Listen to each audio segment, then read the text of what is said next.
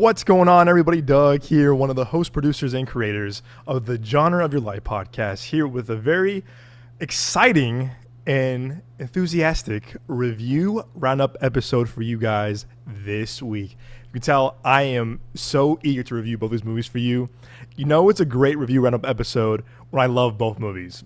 Seriously, and I haven't had that in a long time. I feel like it's kind of like one was good, the other one is kind of or both were kind of like underwhelming, disappointing. No, you all are in for a treat tonight because I have today or morning. I have two movies that I cannot wait to review for you all. But first off, hope you all are doing well. Happy August. Hopefully you're enjoying this third, quarter of the summer. No, it's like I said, the summer has a place to be because it's been going by so fast. I felt like it was just like May the other day. It's been a really quick summer. But it's also been one of the best summer for movies, and I think in a long time, in years. I would say maybe pre-COVID in a way. But again, I'm so glad you're here. No full episode of the podcast this week. Work schedules got in the way on my end, unfortunately, so that's my bad. But we should be back all together next week. Next week we have our review too, but our screening of Nobody 2. The first one was one of my favorite movies of 2021. I love that movie. I cannot wait to see Nobody 2 with the press screening for that on Tuesday. Probably one of our first press screenings we've gone to in a while, actually. So it's been kind of a busy summer. So that of Nick and I, that is, because I know we've been kind of busy with work and stuff like that. So we are definitely gonna be back in action this week for Nobody to look out for our out of theater reaction. Hopefully bring back the screening vlogs. I feel like we've done those in a while, so we'll bring those back for you all on the channel, on social media. And I think we got a few things in the works in September. Look out for that. Something pretty cool we got an invite for around end of August that I'm really looking forward to attending, so look out for all the coverage on that on our social media and YouTube. But we're here for this week, guys. I have my reviews of Weapons and The Naked Gun. Again, per usual, on brand, two wildly different movies to review for you all. Like I said, as the on brand thing is to pick two very different movies to review for you all on the pod. But we still have a lot of things in the works. We got a few movies to catch up on next few weeks. I know Freakier Friday, I'm hyped about seeing this weekend for sure. Seeing that this weekend for sure. I'm trying to think. Caught Stealing's coming out. I feel like there's a few other things coming out that I'm blanking on, but. Anyway, we'll cover all those for you all on the pod, and of course our social media. Look out for that. Of course, you can find this awesome podcast on your favorite podcast platform of choice, whether it's Spotify, Apple Podcasts, Amazon Music, again, or Pandora, whatever. But again, any podcast platform you're choosing. Also, our full video show on our YouTube page, of course, youtube.com/Midway Avenue Productions. Whether you're on Spotify, Apple, YouTube, subscribe, rate, follow the show. Don't be a stranger. We're going to hear from you guys. Again, your feedback and input really means the world to us. Your input really kind of helps us, improve on the show. What do you all want to see? Stuff like that, et cetera, et cetera. But seriously, don't be shy. Leave us a comment, leave us a review. Rate, subscribe, follow. Again, also our ongoing goal still, as always, for the past, however long now, is to get to Apple Podcasts 200 ratings. That would be huge for us. And of course, our other ongoing goal is 1,000 subs on YouTube, and ranking 806 today, which is really cool. Our most famous video, the Expendables 4 out of the reaction with Nick and I, has now a second life, which is really cool. 152,000 views, which is awesome. We love it. So if you are finding us because of that video, thank you so much. We appreciate it. We're glad you're here. Man, don't be a stranger. Subscribe, rate, follow the show, leave us a comment and review because we do want to hear from you. Like I said, your feedback and input really means the world to us. So thank you all for joining and subscribing and listening to the show. Alrighty, folks. Like I said, this week's review roundup episode, I have my reviews of Naked Gun and Weapons. And man, if you've seen my out of theater reactions, if not, don't worry.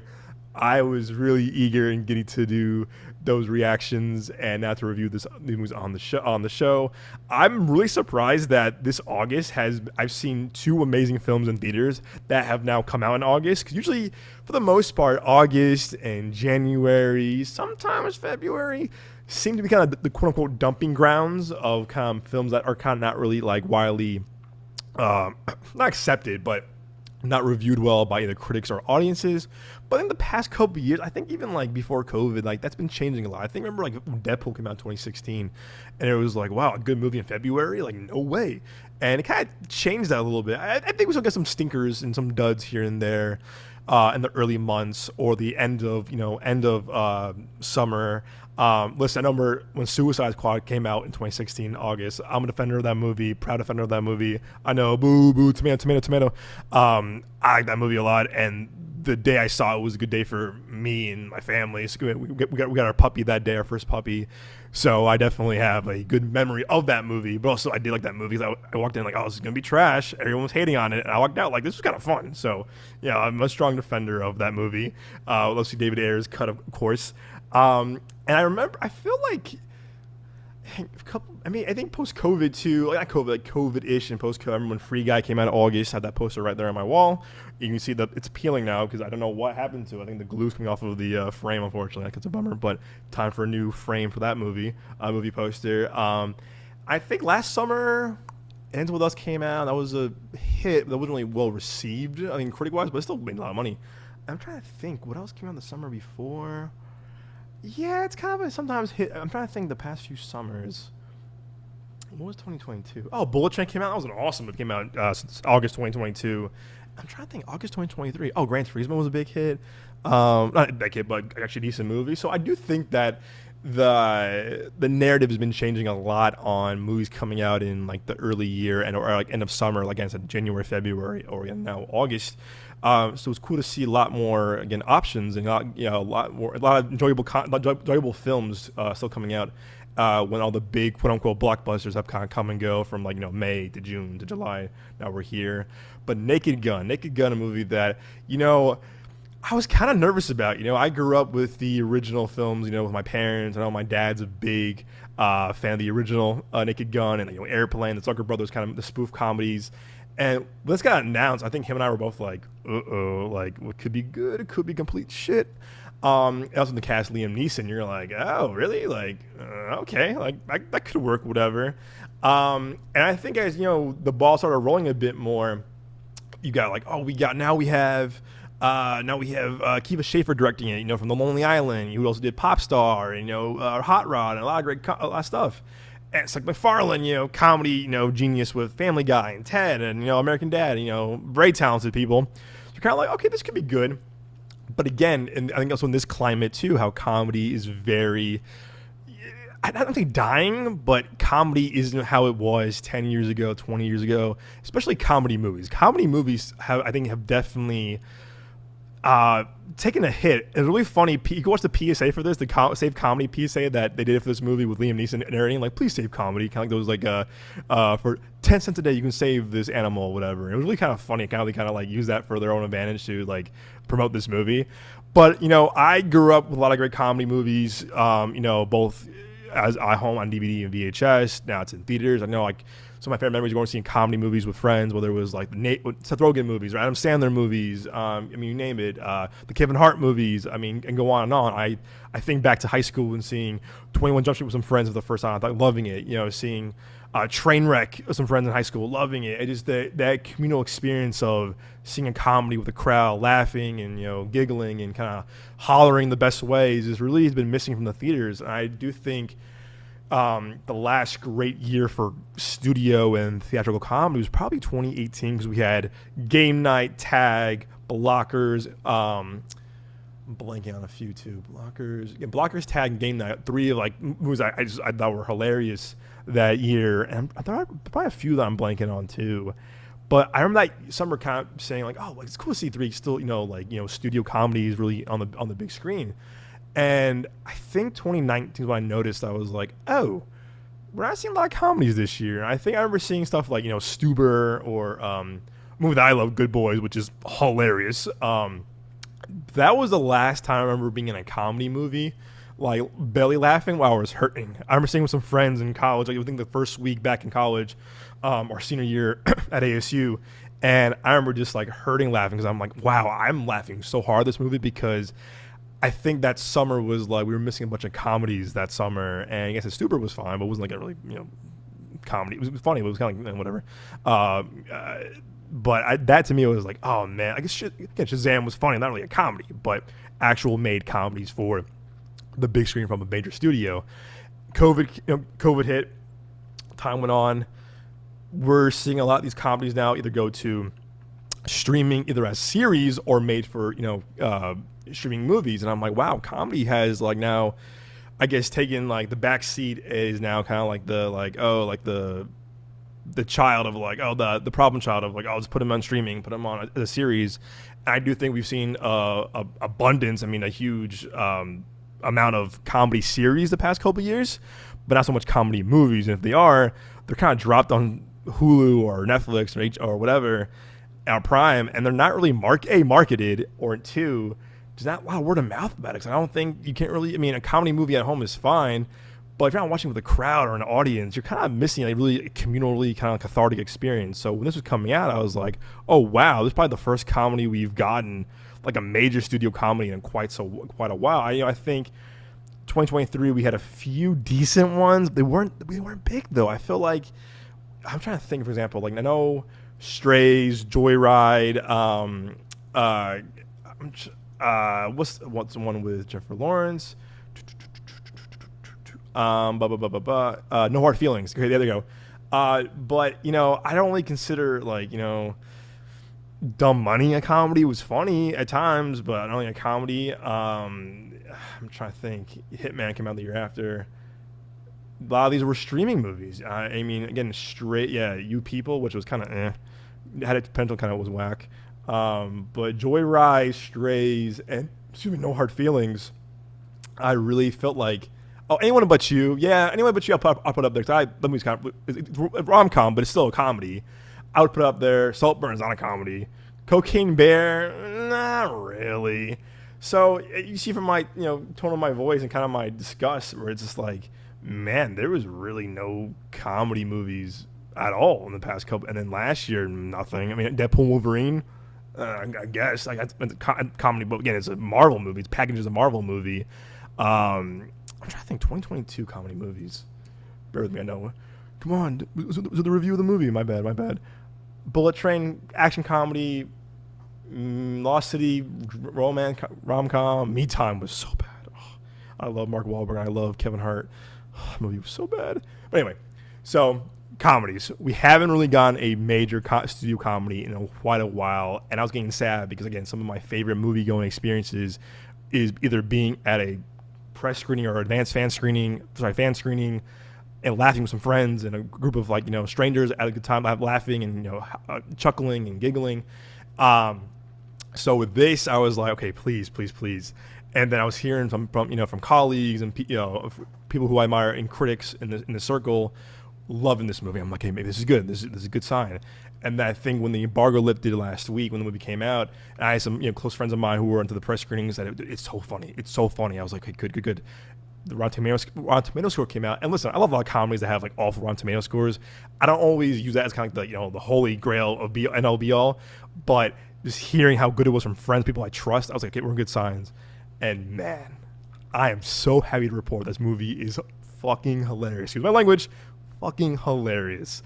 And as someone who grew up with the original movies, again, Airplane, not so much Police Squad, I know it's a kind of a family favorite, but I definitely, in my family at least, I'm still laughing at some jokes in this movie.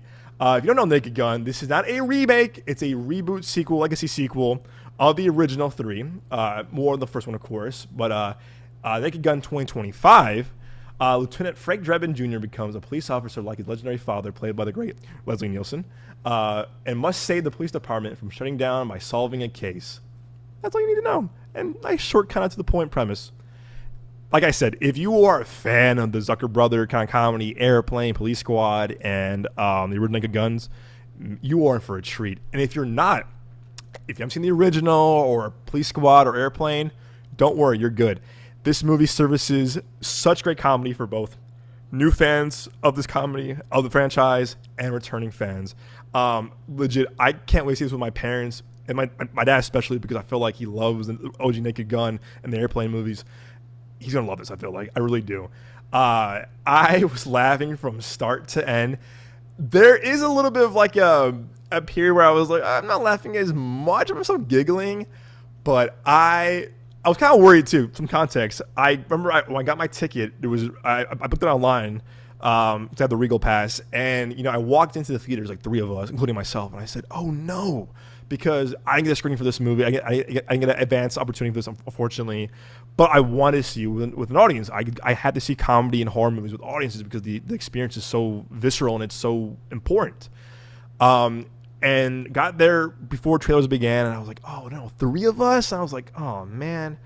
But as the previews were going on and the trailers were playing, more and more people showed up. And I would say for my theater that I was in, I would say it was about 85% full. It was damn near sold. I mean, some people in the front, some seats in the front row were like still available. But I was happy to see more people kind of flock in as trailers were going on because I was like, hey, cool, this is going to be a fun experience. And I'm so glad because my audience that I was with were eating this up. People were clapping, they were cheering, they were hollering. I was laughing out loud multiple times. I haven't laughed in a movie. Like I was like I was laughing out loud outrageously at times where I was like, wow, I have not done this in a long time. I did laugh at the movie Friendship by A24 with Tim Robinson and Paul Rudd. And seeing that with the crowd at South by, at 1,200 audience South by, was awesome.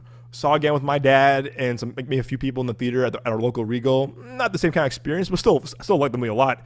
But this movie had me like really laughing hard, and not in a way I've had at a movie in a long, long time. I had the biggest smile on my face throughout. It's an hour 25. It goes by so fast. And I think the original's like an hour 25-ish too. All 3 of them are like an hour 25. It's on brand. It's on trend. Akiva Schaffer, again, said, Lonely Island, sketch comedy, Hot Rod, Pop Star, Never Stop, Never Stopping. Pop Star is probably one of my favorite movies of 2016. Seeing that with some friends, I just was crying, laughing. And a Hot Rod, I remember seeing that I was like maybe like a teen, like preteen, whatever. I can't. My friends and I, we quote Hot Rod all the time because it's a cult classic of ours, and we just love that movie so much. He also did a film that not beloved, but again, my friends and I saw when we were like in high school, called The Watch. Not well received or not really that popular of a comedy, but my friends and I, we like that movie a lot. So in our eyes, it's a cult classic for us too. Gabriel Adewale, Vince Vaughn, Ben Stiller, Jonah Hill. Super underrated if you ask me, but not as well received. You see 16% Rotten Tomatoes. Like I said, Rotten Tomatoes could be wrong in our eyes sometimes personally. But again, I grew up, with Lonely Island, with him, Jorma Taccone, Andy Samberg. A big part of my childhood with all the SNL digital shorts, Lazy Sunday, the whole albums too. And like I said, Hot Rod's personal favorite of me and my friends. But Pop Star was like, this movie was so funny. And I was so bummed that no one saw the movie but us because that movie flopped. And it's so good. If you've seen Pop Star or Hot Rod, I urge you, I implore you to watch these movies this weekend if you can, if in downtime. They're so funny. You want a good laugh? Pop Star and Hot Rod. And I remember liking Chip and Dale a little bit too. I thought it was very meta. It was definitely kind of meta. And I remember liking it when it came out on Disney Plus a couple of years ago. I haven't watched it since, but they're watching now Naked Gun. I was like, you know what? I think that it didn't really stick with me the way I thought other people it did to other people, but I remember liking it a lot. Anyway, Akiva Schaffer was the right guy to make this movie. He really was. I mean, gang said his background, of course, and you could tell he understood Naked Gun and the comedy and the level of humor and just kind of like the style of comedy. He was the right guy to make this movie, and I'm so glad he did. It's like MacFarlane produced it. You can definitely tell some of his kind of like Seth MacFarlane-isms from Family Guy and Ted in this for sure. And I feel a lot of movies like Ted and a lot of Family Guy is very spoof of a lot of different genres and comedy itself. So those two definitely understood the assignment. And speaking of which, Liam Neeson is fantastic in this. Kind of like Leslie Nielsen, they both nailed the dry, deadpan humor so well because, again, you cast a non-comedic actor. But if you remember, Liam Neeson was really funny in Ted 2 in his cameo, as well as also kind of underrated movie, you asking me, A Million Ways Down in the West by MacFarlane. Movie that was not received well at all. But again, I think it's a pretty underrated movie. There's some really funny parts in that movie for sure. And he actually some comedic chops in that. He was also super funny in the show Shorts by Ricky Gervais and Stephen Merchant. He plays this really kind of like, he's playing himself, but he's playing this kind of really kind of like serious role. But the way he's playing it is so funny. He was a perfect guy in this movie. I think he does Naked Gun name and the legacy so well. I think he would make Leslie Nielsen really proud. Again, he's playing his son. He's not playing the same character from the original, but he's playing the same character type, the archetype of the character so well. I do think he would make everyone proud. And speaking of which, who I was really surprised with, Pamela Anderson. I'll be honest, I don't think she's been the greatest actor, or I've seen things and I'm like, oh, she's so good in this. I know she's had a rough, life because of how publicized her life has been in the media and TV, and the just over glorification of her life and her as a sex symbol. So I do, and the show wasn't that great, but the Pam and Tommy show. But I do feel like she had a bit of a rough go in the entertainment industry because, again, I think she kept trying to be this serious actor, but people saw her as the gorgeous woman that she is, but also see her from Baywatch. So, but she is so good in this, and she's a scene stealer. This style of comedy is tailored to her very well for her acting and for her kind of just like her timing. And these two together are great because they both know the style of comedy, the jokes, the delivery. It just works. And there's some things in this movie that had, again, 3 jokes. I won't say what they are. I won't spoil it for you guys. But there's 3 jokes in this movie that I laughed so hard at, where I kind of felt embarrassed for laughing the way I did, because I was like, wow. There's like some jokes that had me in stitches where I'm like, yo, this is so funny. And after seeing the movie too, I kept laughing. I'm like, it was so funny talking to friends about it. Remember that joke? It was just fun talking about it. So I can't wait to see this movie again this weekend. Hopefully there'll be a crowd there as well. It's funny too. The movie, it's, again, the comedy aside, like the storyline of the movie, it's very cliche and it's very predictable. It actually reminds me a lot of the Kingsman movie. When you see it, you'll understand it. If you've seen the first Kingsman movie, you know what I'm talking about. But like the main story, quote unquote, is very Kingsman, Secret Service like. And I'm like, oh, this happened in Kingsman. I was like, all right. But again, if you know going in that you're here for the jokes and the comedy, really that's what it is. Storyline, it's nothing special, but really the comedy works. It delivers. As someone who was super nervous for this movie, I just was like walking out. I'm like, oh, thank you guys. You guys understood it. There's a few things that like, I think the movie began too. Like, again, it's in the trailer, the scene with him as him in like the schoolgirl dress, and he rips the mask off of the little girl, and it's him. I laughed profusely where I was like, this is really like, I was like giggling. I was like, I couldn't stop laughing. And there was some jokes in the trailer where I was like, oh, it would have been cool to see. It would have been cool to see that, waiting for the movie. There's a Spirit Halloween joke that had me crying when I first saw it on the trailer. I was like, that is hilarious. Listen, I love a good Spirit Halloween joke, so I make them myself all the time. Even seeing it, in the movie, I was laughing so hard where I was like, okay, it still works. I'm still giggling. But again, I do think, this is more of a trailer criticism, is like, I wish they kind of like say a few things for the movie, but the movie that for sure has chock full of jokes throughout. Like I said, minus a few things, maybe the middle-ish where I felt like kind of dry. I was kind of like, oh, okay, it's funny, but it's not really like, it's kind of like getting a little stale just a little bit. They would do something or a joke would happen to have me right back in, around. I'm like, okay, I'm back in. Again, if you're having an hour, 25-minute movie, you got to use your time really wisely and use it to your advantage. Especially with comedies, you got to use your time very wisely, because if you're not doing like setups or whatever, if it's joke a minute, you got to use the time very, very well. And for the most part, they really did. And there's some things where I was like, oh, there's one who saw this movie. Also, check out his cool poster. He had the quote on the poster. Really proud of him. See him on there. But Paul Walter Hauser is really good in this movie, a supporting role. Danny Houston, Danny Houston is definitely Danny Houston. I feel like every time I see him, he just plays the typical, like, I'm the villain. I talk like this because I'm the villain. And again, I think the movie kind of plays in kind of the stereotypes of certain characters and kind of like types of characters.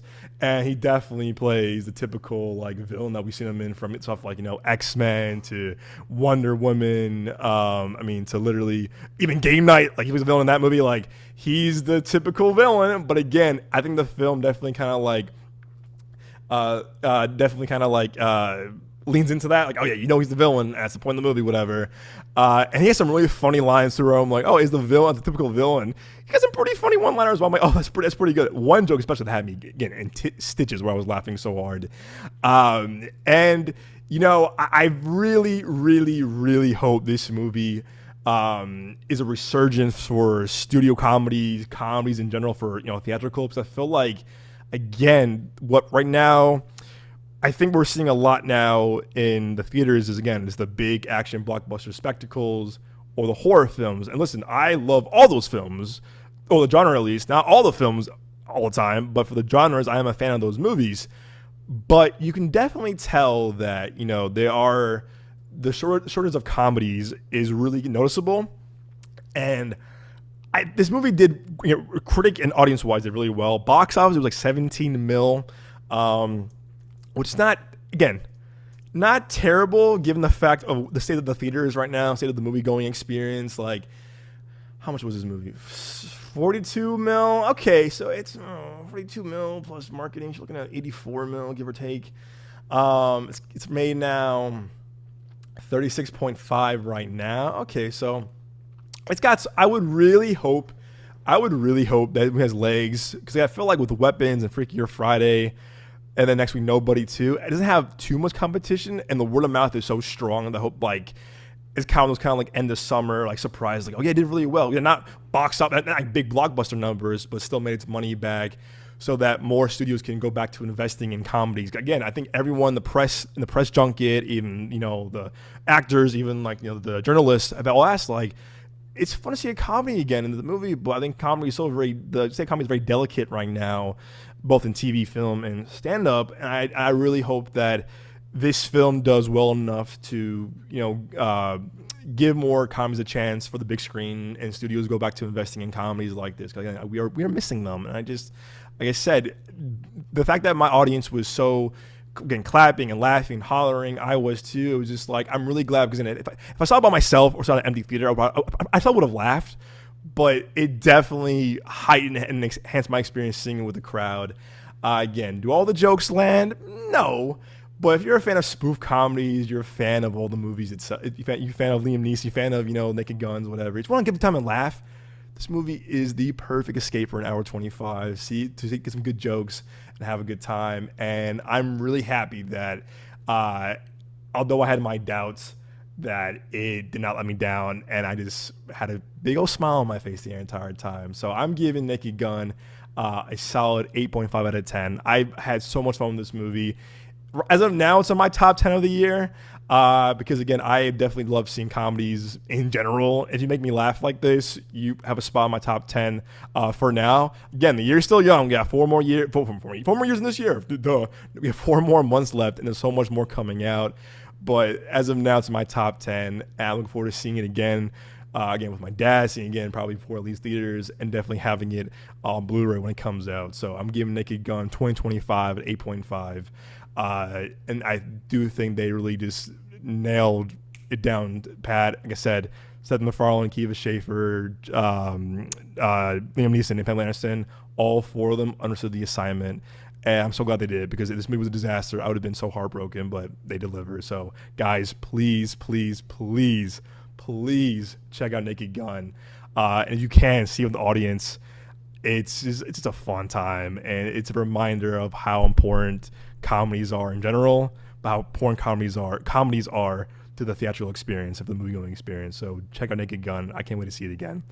Alrighty, folks, moving on to a very different film, as usual, like I said, is Weapons. Weapons, you probably hear us on the podcast talk about Weapons a lot recently.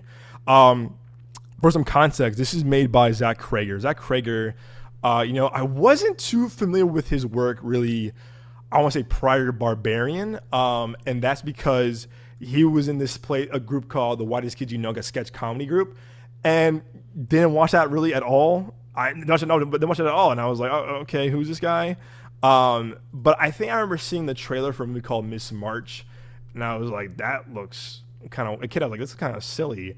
And I do know I got 5% Rotten Tomatoes. Heard it's probably one of the worst movies ever made. Never saw it, but I might see it now after being a huge fan of his. But anyway, Zach Kreger, like a lot of comedians, whether it's Jordan Peele, John Krasinski, I'm blanking on a few others too. A lot of comedians have now made their transition to horror films, and a lot of them have done it very, very well. I can think again. I think, for example, again, John Krasinski in Quiet Place, Jordan Peele in Get Out. It's like, wow, these comedians have this great eye and appreciation for horror. And I think with Jordan Peele saying that how comedy and horror is very similar when you break it down, and I'm like, the way he broke it down, the way he explained it, I was like, oh yeah, because even in like Key and Peele, Jordan Peele has kind of like horrific comedy kind of like hybrid thing to him in certain sketches. And again, Don Krasinski, being from The Office, of course, and a lot more comedy stuff, and shows and movies, and seeing what he did with Quiet Place is like, whoa, Jim from The Office made this, but he understood the lore, he understood the thrills and the scares, and more importantly, kind of just like the storytelling is very important. All three of these men, like I said, Jordan Peele, Zach Kreger, and Krasinski, they all understand storytelling and horror very, very well. So, with Barbarian, a movie that I absolutely love, you probably heard me talk about this movie so many times now. I remember at a movie a couple years ago, being with the person I was seeing at the time and seeing the trailer for it, and the trailer was this very kind of weird, very intriguing, very, very intriguing, like opening scene. It's Bill Skarsgård, and Bill Skarsgård, he was Pennywise. He's a very creepy but also oddly handsome kind of actor, also a phenomenal actor if you ask me. And it's this woman going to this Airbnb. She walks in and she's like, and his guy's there, and she's like, I have this Airbnb. And he was like, so do I.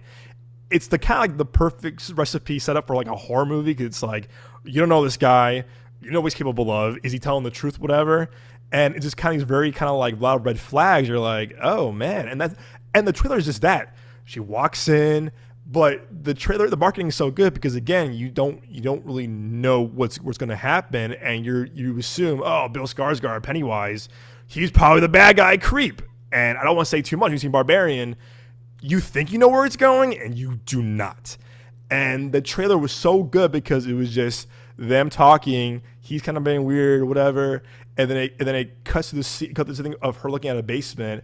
It goes black, and you hear a scream, ah, and then it just says Barbarian. It just says Barbarian like that, and it said coming soon. And I sat there and turned to the person I was with at the time, and I said, "What the hell was that? Never heard this movie. Didn't see any in the marketing, seen any of the trailers before. That was my first time seeing it, and it was end of August, because coming to September. I'm like, that's in a week. I'm like, hold up now." And that trailer had me in a chokehold, because I was like, what was that? I was so intrigued. I didn't know nothing. And that to me is still one of the best trailers I've seen maybe in the past 10 years, hands down. And then I was going to a concert up here in Glendale here in AZ. And if you know the AMC Westgate in Glendale, they have these massive posters like this. Massive posters on the huge billboard posters on the outskirts of the theater. And I remember seeing this poster, and I was like, is that what we just saw that trailer for the other day at that horror movie we checked out? And I was like, oh, it is. So the combination of seeing that trailer, seeing that poster kind of randomly at an AMC in Westgate here in Glendale, I was like, ooh, I'm even more intrigued. I remember, I think I had an invite to a screening, and unfortunately we couldn't make it. I think it was like, we just moved into a new apartment at the time, and I think work stuff going on. Scheduling wise, it didn't work out, but I was hearing just amazing things, from about this movie from early screenings and other critics, and I'm like, okay, I'm really more intrigued now. And I remember seeing that movie and being so captivated by it. I was like, what the hell? Because I had no idea where it was going, and thank God I didn't, because I was like, oh man, you had me just get in a trance, because I just was like, what's gonna happen next? And when the twist happened, you're like, what? And then there's like a big kind of like tonal shift of the movie from like, it goes from like a David Fincher movie to Sam Raimi movie, then to this kind of like weird comedy at times. You're like, how is this guy doing a Sam Raimi film, a Fincher film, and a comedy drama? It's like, how is he managing all of this? And when the movie ended, I was just flabbergasted, because I was like, what is this? And this is probably my favorite horror movie in the past 10 years. Listen, I love Halloween 2018. I love Get Out, of the first It movie. But the more I thought about it, I kept thinking about this movie. This movie stuck with me. I remember when some friends come visit me a month after the movie came out, starting on digital and HBO, whatever. I was showing all my friends this movie. I was showing all my family friends. You're a horror fan. You gotta see Barbarian. You gotta see Barbarian. I was championing this movie because again, a little indie, 3.5 mil movie. If you can read the backstory behind Barbarian, because Zach Cregger tells a story about how like it was almost pulled for him because the co-financier passed away. Please watch either the Real Blend podcast with him or Double Toasted Corey's interview with him, because again, the way he tells these stories is just like, how did this movie get made and turn out so well? And again, this was a Disney film. Well, Fox under Disney film. You're like, y'all released this? Whoa. Also Disney and Fox, where is the Blu-ray for this movie? Listen, as y'all know, I'm an avid physical media person. You only buy it on digitally. Come on, guys. Stop fooling around. Give us the Blu-ray. I don't care if it's a 4K or a standard Blu-ray. I would love to have this movie on my collection because I love this movie so much. And it's really weird that y'all that haven't put it on Blu-ray yet. What's up with that? Anyway, love Barbarian. And after that, I was like, yo, I am a Zach Cregger fan for sure now. I said, absolutely, I'm a Zach Cregger fan. And just seeing how much he loves filmmaking, he loves movies, I'm like, oh, he's a film buff like us. But again, it's like Barbarian came out of nowhere and had no reason being that good. Had no deal being that good, and it was, and then some. Something that I watch every maybe couple months now because I love how it's paced. I love how crazy, how bonkers it is, how funny it is, how darkly funny it is. It's a very absurd movie, but on all levels it works, and it's just a great kind of quote unquote directorial debut. He made a movie before, the Miss March movie that no one saw, but to me, I would give him a second chance. And called Barbarian his quote-unquote directorial debut, because it's one hell of a debut if you ask me.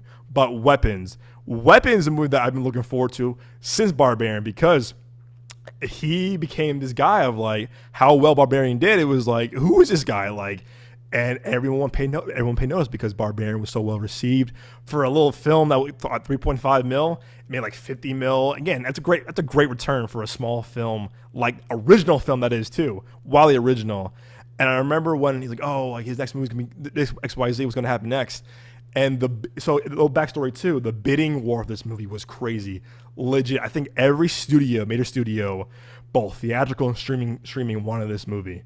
And the article said that like that has been really unheard of since like M. Night Shyamalan. When after Sixth Sense, it was like, who is this guy? Like, what the heck? And there has never really been like a film like that. I mean, all this kind of like hype behind a movie like that in so long for a script, not even production, a script. And I was so kind of captivated by this, and he's Zach Cregger is friends with, or I think he was friends with Jordan Peele, because I think he showed Barbarian to Jordan Peele a couple times during like test screening, kind of rough cuts of it. And I believe Jordan Peele, who has a first look deal with Universal through Monkey Paw Productions, like was trying to do anything in his power to get this movie at Universal under his production company Monkey Paw. And I think when WB outbid him in Universal, Warner Brothers New Line outbid him in Universal, the rumor is that he fired his manager and I think all his representation. And I think he shared a manager with Jack Cregger at the time, which is kind of wild. But it was unheard of. 38 mil for this little second film of a director. It's like it was really cool to see how just this progressed, because again I kept seeing articles about it, like this is unheard of, this has been so long since a film like this has made this much noise for a spec script, and you're like, but again he proved himself with Barbarian. But the question was, can he deliver a follow-up for a second film, a second original film? Ladies and gentlemen, and everyone above, this movie definitely delivers. This movie rules. Man. But for some context, if you don't know Weapons, when all but one child from the same classroom mysteriously vanished on the same night at exactly the same time, a community is left questioning who or what is behind their disappearance. This movie rules.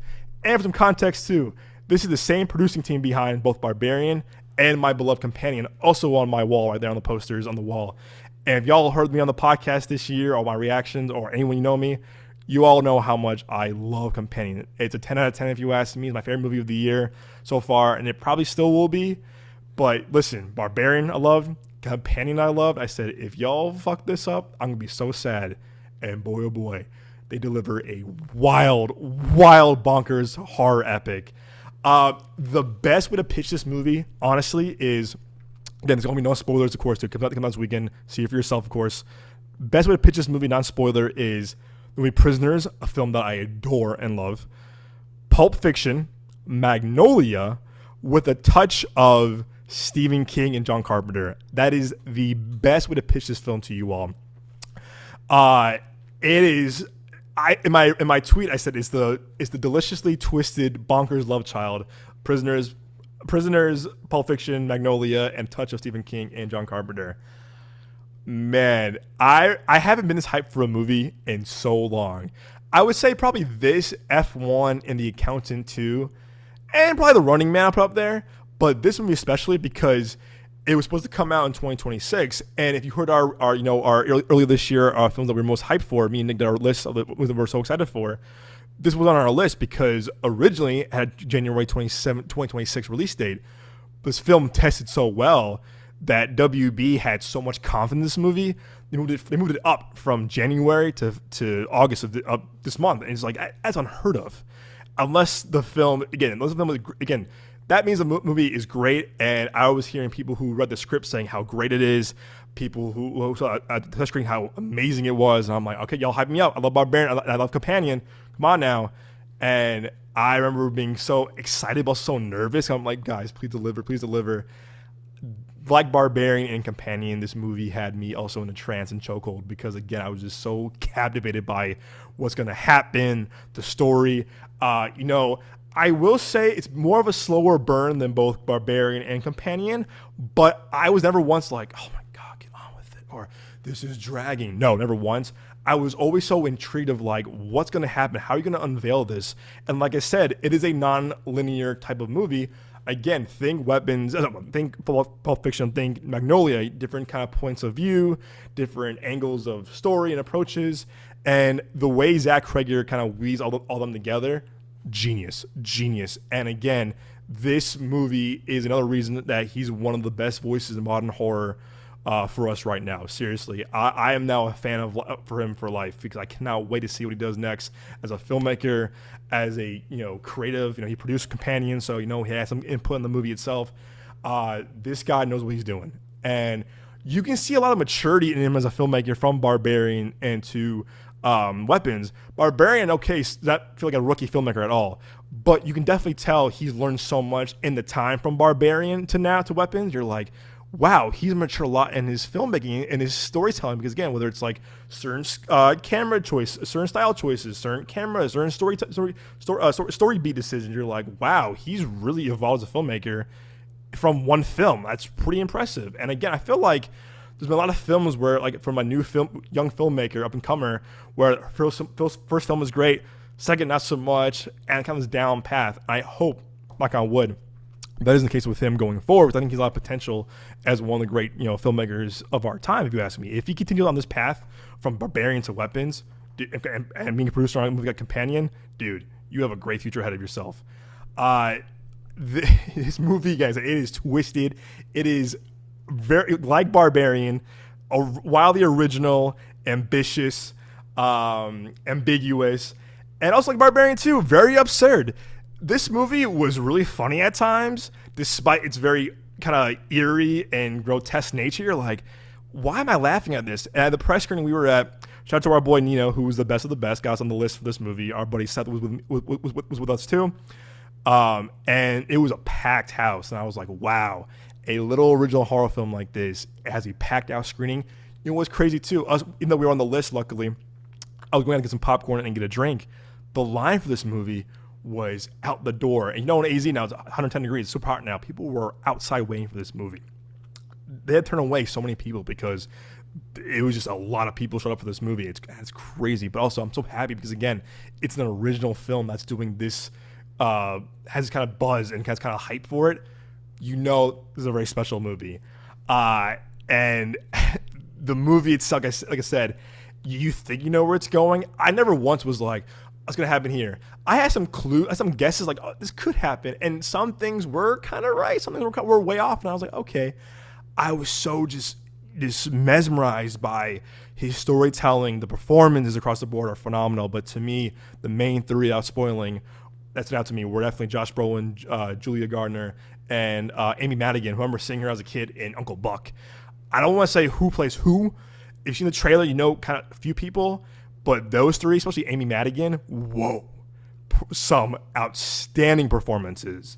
And supporting cast overall, though, from Alden Ehrenreich, who I'm a huge fan of. I think I've been kind of championing him since seeing him in Hail Caesar, and I thought he was a good Han Solo. And the movie was not beloved or well received. I'm a defender of that movie myself. I had a great time with Solo. And I thought what he was given, I think he did a great job with Solo personally. And I like seeing him in stuff from Cocaine and Bear. But I do feel like he got a bit of a bad rap because Solo was such a bomb that it was like, oh, look at him. And I don't blame him whatsoever. I think he's a great actor. And I do think that this movie, he shines too.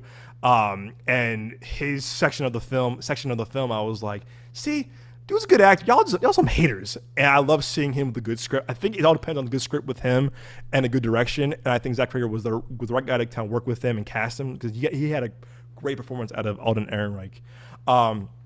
Austin Abrams, too, who I'm a fan of since Paper Towns. He was in a movie called Wolf. I just saw him in recently with Brad Pitt and George Clooney. The dude holds his own. I think he's my age, give or take. I want to say, how old is he? Hey, he's like 28. He's a year older than me. He's my age. Dude can hold his own. He's a great actor. He brought a lot of charisma, and he plays this really wildly absurd character, too. Again, keep us not spoiler as much as I can. And also, this kid, Carrie Christopher. This kid has some chops for a child actor. There were some scenes where I was like, "Yo, good for him." Benedict Wong, huge fan of, is scary in this. You see the trailer, you see this thing, it's creepy. I will say though too, if you can avoid the trailers, you can avoid like the marketing. I would. I watched the first trailer because I was kind of burned. Even though I love Companion. If I didn't know the reveal of Pan, I probably would. Again, I love the movie, but I think it would enhance it a little bit more. But how I said with Barbarian, the less you know, the better with this movie. Trust me, you're gonna be glad you did. And this movie takes some turns where I was like, oh my god. And at times you're like, whoa! Like it gets the third act especially gets bonkers crazy, and it gets wild. Where I was like, oh, there was times where I'm looking away. I was like, oh no. I was like, oh god. It had me really, and that reaction again, seeing this with a packed audience, 1,000% enhanced our experience watching this movie too. If I had any kind of critiques of the movie, I think this could be maybe because of maybe the theater we were in. I thought the sound mixing wasn't all that great, and at times some of the dialogue sounded very faint and very like. There's a voiceover narration of a child speaking, and that could be the theater we were in, but the sound mixing wasn't that great, or the sounds was kind of like very kind of sometimes a little. The score and music was kind of like either overbearing it. We were like, what did that person say? Whatever. So that could be an issue with the theater we were in. But if it's not, I thought the sound editing and sound mixing wasn't that great. The score is phenomenal. The score is done by Krieger himself and his two friends. I'm blanking on their names. I'm gonna give them shout outs too. The music is cast and crew. That's why I love IMDb. The score is done by Zach Cregger and composer. Hold on, I probably shipped. Zach Cregger and his friends Hayes and Ryan Holiday, and the score in this is terrific. It's very like techie, but very haunting too. It's a really good mix of that. And I was really kind of like caught guard how good the score was. I mean, the score is phenomenal, and it fits the movie so well. Man, I'm trying to if I have more critiques about it. I will say there are some things left unanswered where I was like, huh. And again, that could be also be part of how ambiguous and how ambitious it was. I'll give it that. But there were a few things where I was kind of like, I wish some things were kind of tightened or cleared up for me a little bit more of certain characters and certain kind of like backstories where I was like, I'm with it, but maybe if you explain, again, not on a silver platter, like, oh, come on, spoon feed it to me, but I think I would have appreciated some things if they were explained a bit better or cleared up for me. I think I have probably my little gripe with one of my few gripes with Barbarian, where I was like, how about why that or why this? Where I was kind of like, there could have been a bit of like a tighter explanation to certain things where I was like, maybe. But for the most part, I really have not a lot of complaints in this movie because I was just captivated by the pacing and the mystery and the thrills and the suspense of it all, where I was like, man, I was on the edge of my seat. I was like, what's going to happen? And it's grotesque. It's grotesque. It gets very gory and very, like, again, eerie, like real quick in certain scenes. You're just like, oh no. But if you see this movie with a crowd, first off, see this opening weekend. Please do support original films like this. Support original genre films like this. We need this film to do well for more films like this and more original filmmaking to thrive in the box office. I think this year has been a phenomenal year for original film. I really do. Both not original horror and original filmmaking in general. I think this has been one of the best years for original films in a long time. I'm really happy to see these movies get their flowers. But again, see it with an audience, see it with the crowd, see opening weekend. Like I said, the less you know, the better. But I was really blown away by the fact that Zach Cregger, this is again his quote-unquote second film, and he delivered a horror epic like this. And it kind of showed he's not a one-hit wonder, and I just legit cannot wait to see what he does next. Yeah, guys, this movie is awesome. And shout out to Warner Brothers and the publicists because non-context spoiler, you can see it on the video. There's like a these peelers, and you see the movie, you understand. And they give us this really cool shirt kind of designed by like quote unquote the kids of the movie from the movie. You can see it here. You can see it on camera. Or if you're an audio listener, look up the Weapons advanced screening shirt. It's a white t-shirt with kind of like really creepy handwriting. So shout out to Warner Brothers and Allied Global Marketing for giving those out to us at the screening. This is in my top 5 of the year, top 10 of the year so far. I would say right now it's Companion, Sinners, F1, Novocaine, and probably this.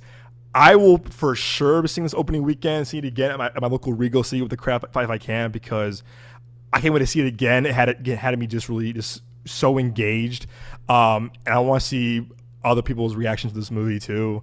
I might see a couple more times because I was just like, oh man, and you can tell that like Craig was inspired by great filmmakers like Denis Villeneuve and John Carpenter and Stephen King and so on and so forth. Like he's just a student of the game and just loves movies the way we do. And I'm so happy that this film was released earlier than expected and delivered. Because if I sat here and was like, guys, I love Companion, I love Barbarians, this movie didn't work for me, I'd be so sad. I think I like Companion and Barbarian a bit, definitely more. But upon rewatch, that could change. But right now, Companion and Barbarian are like, it's definitely a 9.5 and 10. With that said, I would give Weapons a 9 out of 10. I will probably do a spoiler discussion of this maybe next week if the timing works out. But please support this movie. Please support original filmmaking. Please support this cast, this crew, Zach Cregger himself. Like I said, I cannot wait to see what does next. I think he's doing a Resident Evil movie. Never played the games. I watched the movie. One of the movies was kind of whack. So if he's doing it, I'm on board. I'm giving Weapons a 9 out of 10. I love this movie. This movie rules. And also, shout out Roy Lee. Real quick. Roy Lee, you probably heard me mention this guy's name a lot. This dude, this producer, this guy is a awesome producer because the stuff he's produced the past couple years have been gold, if you ask me. And I'm trying to pull up the cast and crew again. He produced Barbarian. He produced Companion. He produced this year's big hit like Minecraft. It was fine. Minecraft, Companion. I did Until Dawn. Oh no. Okay. But maybe was kind of eh. One of the Hour, great movie. Strange Darling, a movie that I loved last year. That was in my top 10, I believe. I think my top 10 last year, I want to say. Or was honorable mentions. Don't Worry Darling, actually, I kind of like actually. Dr. Sleep. It Part 2. Disaster Artist. I mean, the dude has made some great movies over the year. And I think this... Oh, A movie that I love too that should get more recognition is Late Night with the Devil, a movie that I was crazy about. And seeing his name on it, I was like, yeah, Roy Lee, get it. So I'm a fan of this guy too because he produces some amazing films where I was like, dude, this dude has a good eye for filmmakers and scripts and productions. But guys, if you can, please support this movie. If you like horror, you like crazy, like twists and turns, you like thrillers. It's very Prisoners-esque, I would say. Again, it's Love Child Prisoners and all the movies. But the twists and turns, the surprises, this movie absolutely rules. Please, I'm begging you, I implore you, go see Weapons. You will not regret that you did. This movie is terrific. I cannot wait to see it again and again and again and have it on 4K Blu-ray. And that, folks, is this week's review Roundup episode for you all. Hope you enjoyed my takes on both these movies. Again, it's a more fun episode when I love the movies I'm reviewing. You know, both of them. Again, like I said, in the past I've done one good, one not so, or kind of in the middle. But I get more excited as a host and podcaster and critic when I get to review movies I just love and we're so happy to review them for you. So hope you all enjoyed my enthusiasm as well. I'm trying to think any more updates to give you all. Still want to bring back the review, the Producers Playbill podcast. Again, a bit of a newsletter for you all. Trying to also do some shorts and clips from the YouTube, from the long form video on YouTube, on Instagram and TikTok. If you all know a good software or know someone who can do it, send them our way. DM us, leave us a comment because I do want to get more into like clipping out clips of the video element of the podcast. Like I said, reminder, we have our screening of Nobody 2 next week. Look out for our reaction and all social media coverage for that. But yeah, guys, again, even though it's the end of the summer, we still got a bunch to review for you all. Again, and then we get to fall season. It's probably a little cool tease spoiler. We got a little bit of our, not spoiler, but kind of tease, radio tease. We got our invites for the screenings of Him, that Jordan Peele produced, sports horror with Marlon Wayans, and also we just got our invite for the Stephen King adaptation, The Long Walk, which I'm really hyped about too. So Nick and I will be at those screenings with our boys, of course, Nino and Seth and Isaac and all our other amazing Phoenix film fans, film critic friends and family. So we have a lot more in store for you all this week. So keep on subscribing, keep on tuning in. We should give your alerts set for our new episodes, new videos. But thank you all for joining me this week. Hope you have a great weekend. Go see Weapons. Go see Naked Gun. Go to the movies. Get an icy. Get a popcorn. Trust me, treat yourself. You deserve it. Until then, my friends, as always, we will see you guys at the movies.